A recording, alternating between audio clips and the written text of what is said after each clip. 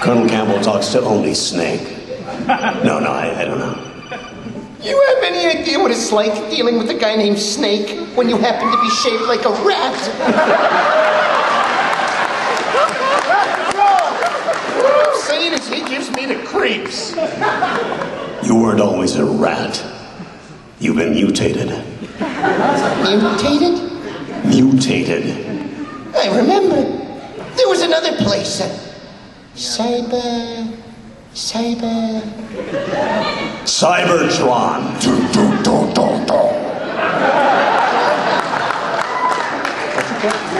Where there was more than meets the eye.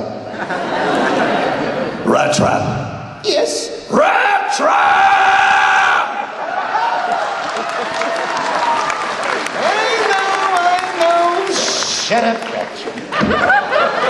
Now, only you people who know Metal Gear will understand that. Somebody have to explain it to them. One more crack like that, and I will take you out the old-fashioned way. Brutally. Yeah, well, you're gonna do something about it now, Wizard Lips? Or are you gonna wait until you grow a pair? One more time.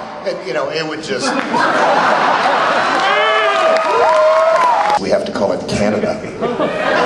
Although our cut of the show is way more violent. We just can't use the W word. Come join Come Golly Gorilla and Ratty and all their chums tonight on Beasties. Beast Wars honestly was one of my all-time favorite things to do. I mean, because... Thank you. And that's actually because the writing on the show was exceptional.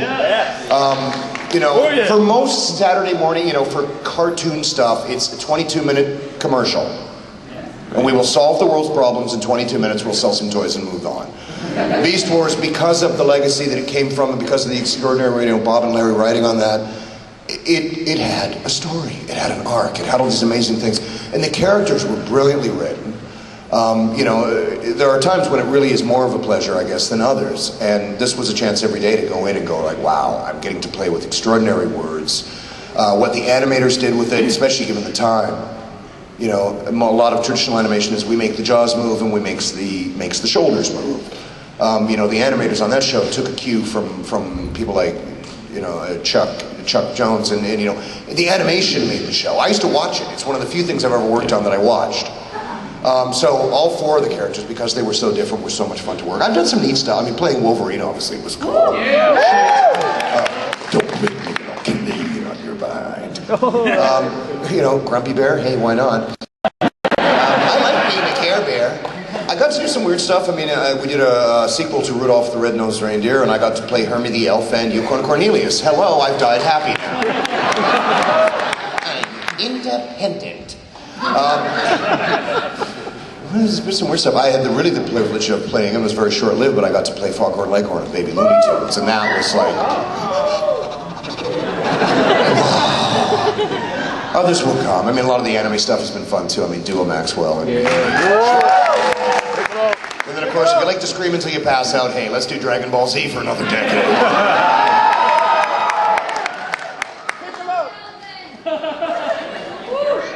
Anybody ever seen The League of Super Evil? Oh, yeah. I am also proud of that. And it's one of the 2 shows I've ever done that I've ever actually watched. And it's on now, and that's not really intentionally a shameless plug.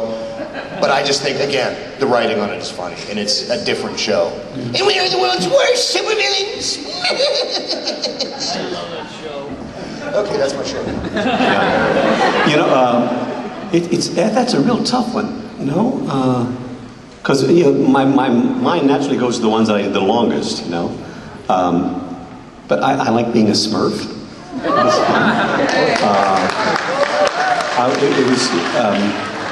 I think one of the silliest ones, I was telling someone earlier, that I really loved that was only on for I think maybe a season and a half, was one called Toxic Crusaders. Yeah. Which, you know, well, you are geeks, aren't you? Yeah.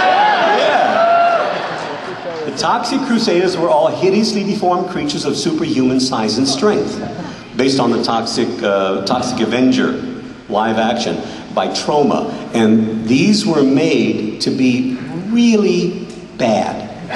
You know, I mean, over the top, just silly. And I played a character called No Zone, who was a test pilot who flew through a hole in the ozone and crashed into a vat of radioactive pepper. It could happen. And he fused with his airplane, so he had one, instead of a foot, he had a wheel that would roll. And his power was, when he sneezed, he had a huge nose. So when he sneezed, he could blow down miles of buildings. So when the bad guys came, No Zone would just have to sneeze a little bit, and he would blow every...